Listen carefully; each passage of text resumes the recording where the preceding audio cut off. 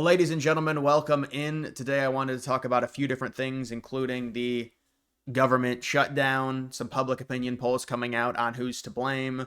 You've got the issue with the attorney general's race in Virginia, possibly having a ripple effect on some other races. Democrats, some of them coming out saying Jay Jones needs to step down. He's going to ruin or at least hurt Democrats within Virginia with the recent text messages that have come out there. And we've also got New Jersey as well with Democrats. You can see this tweet, Democrats panicking about New Jersey 2025 governor's race. They lost 47,000 voters. I think that's since new registration since 2021. You can see Democrats down 47K, Republicans up 167K, which is pretty remarkable considering 2021, the governor's race was extremely close with Citarelli. And so now you would figure, well, if he loses by 2.5 to an incumbent in 2021, even with this galvanized liberal base because Trump is in office now, you would think, well, maybe with the Charlie Kirk assassination, this is an election, even though New Jersey is still a liberal state, and I think it is still a liberal state. Now we'll see what happens. The result of this could definitely determine what people think about 2028, at least to a degree, in terms of the momentum of it. I mean, the overall voter registration is still heavily in favor of the Democrats within New Jersey, just to give you some perspective. But still, there's a number of different key factors. The candidate choice, Cheryl being a little bit weaker or being perceived as weaker, having a few October surprises. And again, just based off the recent history of New Jersey, the 2024 result was shocking to a lot of people, even in comparison to some of the other liberal states. If you look at New Jersey compared to a state like Illinois, Harris wins Illinois by, I think it was around 11 points. New Jersey was 5.9 to 6 points. So we're seeing New Jersey swing more than some of these other liberal states relative to what they did in 2020. And so I think that's the overall point when it comes to New Jersey. I would like to see more polling, specifically close polling. There's a segment with Scott Pressler, and the Fox News anchor or the host was of course, they did a recent poll in the New Jersey governor's race, and it was Cheryl +8, which nobody believes. Nobody thinks that's legitimate. And I would say it's certainly closer than that. The composite's like 4.5. I believe the betting right now margin suggests Cheryl around +3.5. That would likely be the over-under line. At least that's what I would project it to be, like 3.5, maybe down to 3. And then you look at the raw betting, it's still about Cheryl at 80% chance to win. Although I think this is a race Republicans can win. It is important to note when you talk about Virginia, you talk about New Jersey, these are liberal states. And this is not me trying to make excuses if the Republicans lose these governor races within the next month, but they're liberal states. New Jersey has been a liberal state. Yes, the governor's races have been closer. Yes, Chris Christie was a Republican. The governor's races tend to be a little bit different. A Republican can win. In Virginia, we saw it back in 2021. It's a little bit different now. If Youngkin was running for re-election, I think he'd have an amazing shot. But the other thing I wanted to talk about when it comes to Virginia, you've got the Attorney General Democratic nominee with those text messages being leaked, the screenshots, the October surprise, just such an incitement for violence. They were back in 2022, but it's super relevant now after the Charlie Kirk assassination. Now you've got MSNBC and Scarborough saying that, this is really, really bad, and there potentially was an emergency public opinion poll of some kind that was done, and it's likely the Democrats are hopping off of this bandwagon with Jay Jones and saying, we're not going to deal with the down ballot effects of this person and the stuff that's come to light. He's going to sink the entire party within Virginia, because you would say right now they enjoy a sizable advantage in many of these key races, especially the governor's race with the polling, although the polling was pretty bad for Youngkin back in 2021. So we have to say Earl Sears, though, is down by an average of about 6 or 7 points, and the betting would suggest even less of a chance for Republicans in Virginia, although it is starting to turn a little bit, thanks, I would say, to this scandal with the Democratic nominee for Attorney General coming out. And now I'm guessing the Democrats are going to be looking to try and gather some of this data on how this could potentially hurt them. And is it even worth it for Jones to still be in the race? But now even MSNBC saying this is not good, and that he should drop out. And obviously he's a Democrat, so it is notable. And you just wonder if maybe there's some alarm bells being rung within the Democratic Party in Virginia saying, well, this is just not worth it. He needs to drop out or he's going to sink the down ballot and potentially also the governor's race. It's just not, we're not going to deal with it. Even if he has to drop out, he has to drop out. But let's listen to this. Coming up, an attorney general candidate in Virginia is apologizing for his texts about a state lawmaker. We'll go through what the messages said. He should probably be forced to withdraw from the race, and probably is doing a lot there. All right, morning. He should probably be forced to withdraw from the race and probably is doing a lot there, basically saying he should be forced to withdraw from the race. Breaking, it was just revealed a whopping 62% of Americans say Republicans and President Trump will win the government shutdown battle.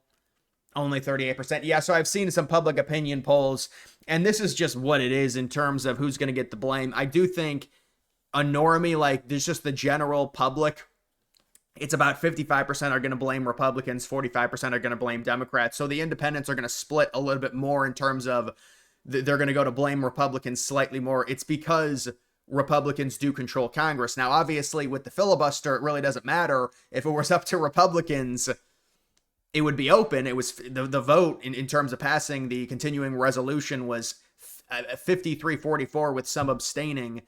But of course, because of the filibuster, they have to get to 60. And so because that's enacted, that's the reason the government is shut down. Now they can say, well, it's Republicans who have the majority. It's their obligation to negotiate. But what are we negotiating?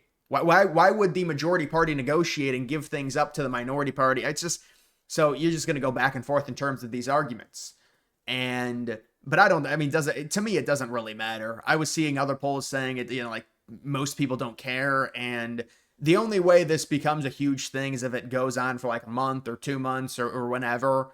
And it's going to be somebody blanks. Maybe it'll be some type of negotiation to where the Democrats give up significantly more than Republicans. But, this is stuff to where a lot of this stuff was eliminated, or at least they tried to eliminate a lot of this temporary aid or this temporary health care back with the big, beautiful bill. And the Democrats are using this expiration of the fiscal year to try and gain leverage and say, well, if you don't put this back in, we're going to shut down the government, and then you'll get blamed because you have the majority in the Senate and in the House.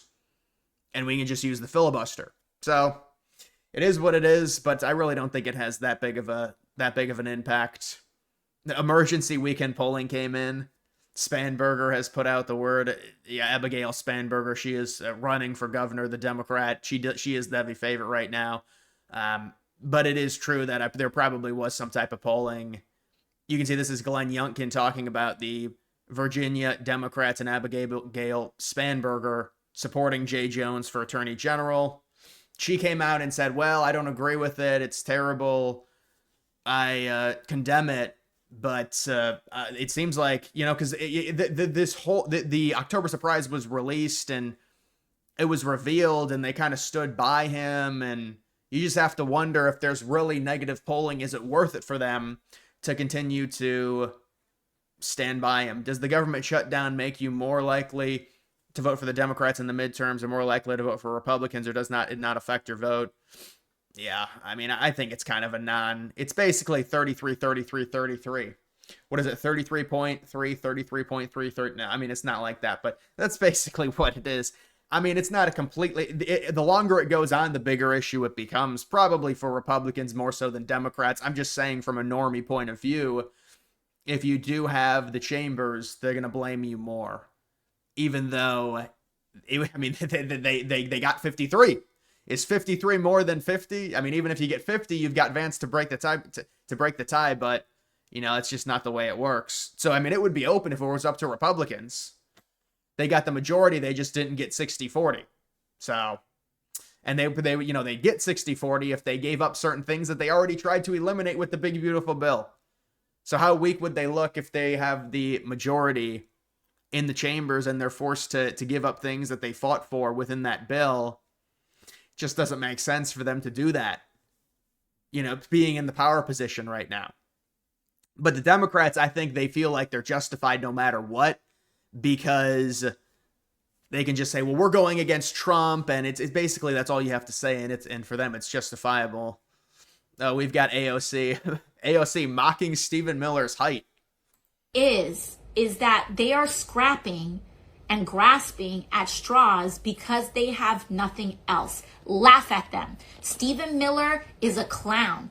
I've never seen that guy in real life, but he looks like he's like 4'10", and he looks like he is angry about the fact that he's 4'10". Not the height. Anything but the height. Now, Stephen Miller he doesn't come off to me as like, I mean, you see some guys and they look short, but this is height shaming. This is height shaming, really? Now, Stephen Miller looks like he's honestly like 5'11", if I had to guess. Maybe 6 foot. With women now, you got to be like 6'2", 6'3". So maybe he's a little short. He's a little too short for AOC. And he looks like he is so mad that he is 4'10", that he's taking that anger out at any other population possible. Like, laugh at them. Yeah. It seems like a forced insult. I don't think Stephen Miller comes off that short, honestly. Yes, they are dangerous. Yes, we're here to be strong for one another. We need to expose the lies. We need to never let off the gas when it comes to protecting one another, exposing the lies, documenting things. And now it's just the mainstream talking points. So, but I thought that was funny. I mean, come on, really? She's angry at Stephen Miller for being supposedly 4'10", and then we also have. I don't even know what this is. What's happened to Minneapolis? Just watch when they pan to the crowd. While I'm a little bit busy right now, a few months from now, in the next year, I would very much like to visit Somalia.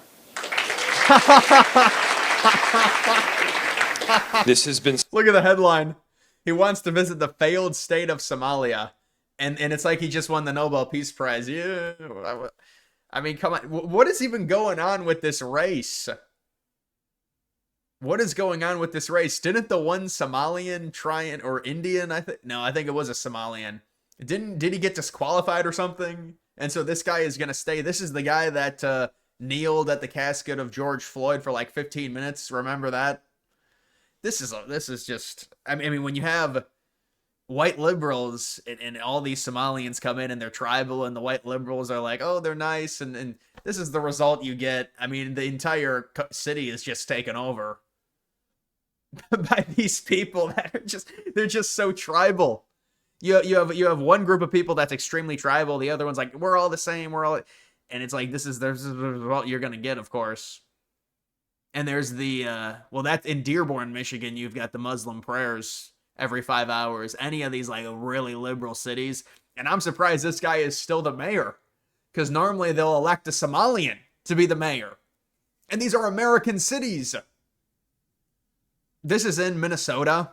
We've seen it happen, of course, in Michigan.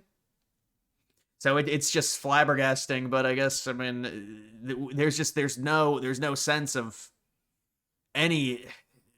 There's just such a lack. It's just such a naivety of white liberals in this country, and it's like, this is this lifestyle you want to have. Like, what is even the point? And you almost have to ask some of these other people, like, how do you like living like this? The city has been taken over by Somalians? How does this happen?